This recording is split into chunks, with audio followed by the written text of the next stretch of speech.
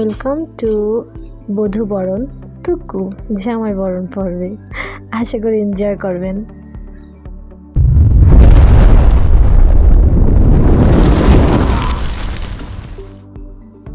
আসসালামু আলাইকুম বন্ধুগণ, গাউস। এই যে দেখছেন সব প্রিপারেশন নেওয়া হচ্ছে। আগের পর্বেও দেখেছিলেন প্রিপারেশন নিয়েছে। সব কিছু কমপ্লিট করার পরে লুকটা, এই জায়গার লুকটা কিছুটা এরকম ছিল। টোটাল 16 চেয়ারের, একটা টেবিলে 16 জন করে বসতে পারবে এরকম করে 8টা টেবিল ফেলা হয়েছিল। তো অনেক জায়গায় 20 জন করেও বসেছে। আর ওই পাশেরগুলো বড় ছিল টেবিলগুলো। আর এটা হচ্ছে এন্ট্রির যেই অংশটা, সেখানে চেয়ার রাখা হয়েছিল যাতে কিছু গেস্ট এসে যদি আগে চলে আসে বসতে পারে, এই জন্য বসার অ্যারেঞ্জমেন্টগুলো করা হয়েছিল। তারপরে কিছুটা পান সুপারির ব্যবস্থা করা হয়েছিল আমাদের গেস্টদের জন্য। বিয়েবাড়ি মানেই হচ্ছে এই জায়গাটা এইরকমটাই থাকবে, পান সুপারির আয়োজন করা হয়। তারপরে দেখেন সবার জন্য হচ্ছে এই যে এই অ্যারেঞ্জমেন্টটা সেট আপ করার পরে মেহমান এক এক করে চলে আসা শুরু হয়েছিল। আমরাও চলে গিয়েছিলাম। এই যে এখানে মামার বন্ধু, মামা আর হচ্ছে আমার ছোটো বোনের হাজব্যান্ড আর আরেকটা মামা, 2-3 জন মিলে এখানে বসেছিল, এই জায়গার দায়িত্বে ছিল। তা আমরা যেহেতু বরকে আগমন করতে যেতে হবে, যে কোনো সময় বর চলে আসবে, তাই আগেই খেতে বসে পড়েছিলাম যে খাওয়া শেষ করে একবারে যাই, তখন বরপক্ষের আগমনটা ভালোভাবে করা যাবে। আমি, আমার ভাই, মাইশার বাবা, মাইশা সবাই খেতে বসে পড়েছিলাম। তাও আপ্যায়নটা মোটামুটি ছিল আলহামদুলিল্লাহ। তারপরেই কিছু পরেই শুনলাম যে বর চলে এসেছে। তো ভাগ্যেশ খাবারটা শেষ হয়েছে, তারপরে শুনতে পেয়েছিলাম যে বর চলে এসেছে। বর আসার পরে হচ্ছে আমার নানা হচ্ছে আগমন করতে গিয়েছিল বরকে আনতে। আমার নানা ও বরকে নামিয়ে নিয়ে আসছে গাড়ি থেকে। তো আমরা সবাই প্রস্তুত বরের গলা কাটার জন্য, পকেট কাটার জন্য আর কি। সবাই মিলে আর কি এখানে ওয়েট করছি যে বরকে জিজ্ঞাসা, যেহেতু বিয়ে বাড়ি গেট ধরবো, গেটের টাকা দিয়ে তারপরে এন্ট্রি করতে হবে। তো এই যে দেখেন আমরা সবাই মিলে প্রস্তুত হয়ে দাঁড়িয়েছিলাম। তো তাদের সাথে কিছু মহিলা গেস্ট ছিল, অবভিয়াসলি তাদের সাথে মহিলা গেস্টগুলো থাকবেই, এটা স্বাভাবিক। তো তাদেরকে, বাচ্চাদেরকে আর মহিলাদেরকে আগেই প্রবেশ করে দিয়েছি, কারণ এই জায়গাটা একটু সময় লাগে, সময়টা ওনারা এতক্ষণ দাঁড়িয়ে থাকবে, এই জন্য হচ্ছে মহিলা গেস্টদেরকে ভিতরে আগেই দিয়ে দিয়েছিলাম যাতে আপনারা সাইড দিয়ে চলে যান। তো এই যে দেখেন নানা হচ্ছে গিয়েছিল। পরে যখন আবার তারা গাড়ি থেকে নামবে, নানা পরে তাদেরকে আপ্যায়ন করবে, ওই যে তাদের রিলেটিভস আসবে, নানার সাথে পরিচয় হবে, সবাইকে সালাম দিবে। সালাম পর্ব শেষ হবে পরে, আমরা আর কি তাও অপেক্ষা করছি বড়দের এই রিচুয়ালসটা শেষ হওয়ার পরে হচ্ছে আমরা বরের জন্যই দাঁড়িয়ে আছি। বর যখন আসবে, এই যে দেখেন বরকে, এইটা হচ্ছে আমাদের বর জাকিয়ার হাজব্যান্ড। ওদের আসলে বিয়ে আগেই হয়ে গিয়েছিল।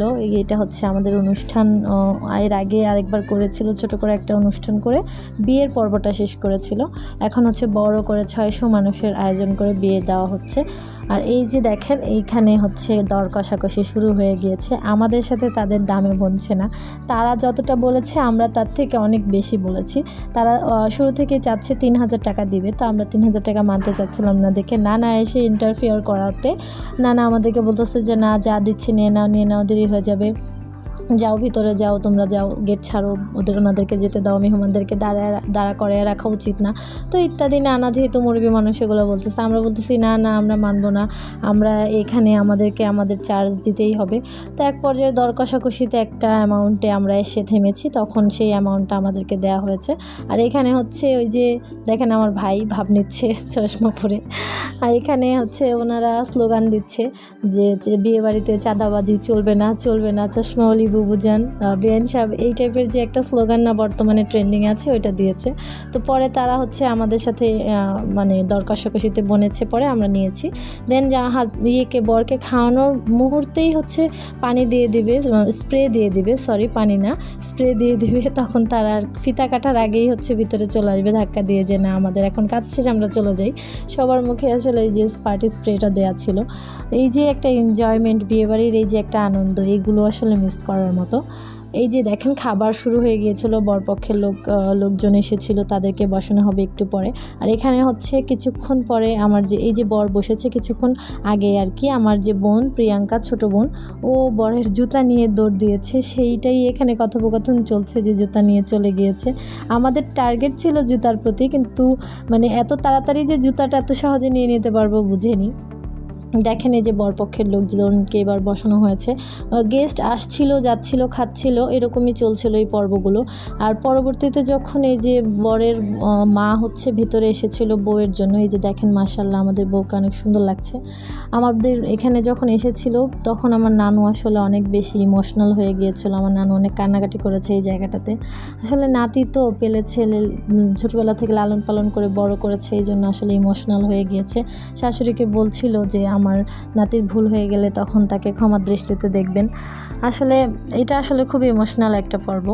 এই যে পরে হচ্ছে ওরা এখানে গল্প করতেছে, কারণ আমরা সবাই জুতা চুরির বিষয়টা দেখতে পারিনি, আমরা পিছনে ছিলাম। তো ওরা গল্প গুজব করছে যে কিভাবে প্রিয়াঙ্কা জুতাটা খোলা মাত্রই, মানে খুলেনি তার আগেই জুতা পায়ের থেকে নিয়ে দিয়ে মানে দৌড় দিয়েছে। তো এই জায়গাটাই খুব ইন্টারেস্টিং পার্ট ছিল যে আমরা মিস করেছি, সেটা গল্প করে আমাদেরকে বলছে। ভালো লাগছিল শুনতে গল্পগুলো, সবাই মিলে গল্প করছিলাম। তারপরে জুতা নেয়ার এখানটায় গিয়েছিলাম, মানে জুতা নেওয়া না, টাকা নেওয়ার জন্য, জুতা ফেরত দেওয়ার জন্য। এখানে দর কষাকষিও চলেছে, আমাদের গেটেও দর কষাকষি চলেছে, এখানেও দর কষাকষি চলেছে। দর কষাকষিতে এক পর্যায়ে আমরা কত টাকায় রাজি হয়েছি এবং তারা আমাদেরকে কত টাকা দিয়েছে সব কিছুই আপনাদের সাথে শেয়ার করব আগামী পর্বে। তো আগামী পর্বে এই মুঠোবন্দিতে কত টাকা আছে সেটা দেখার জন্য ওয়েট করুন।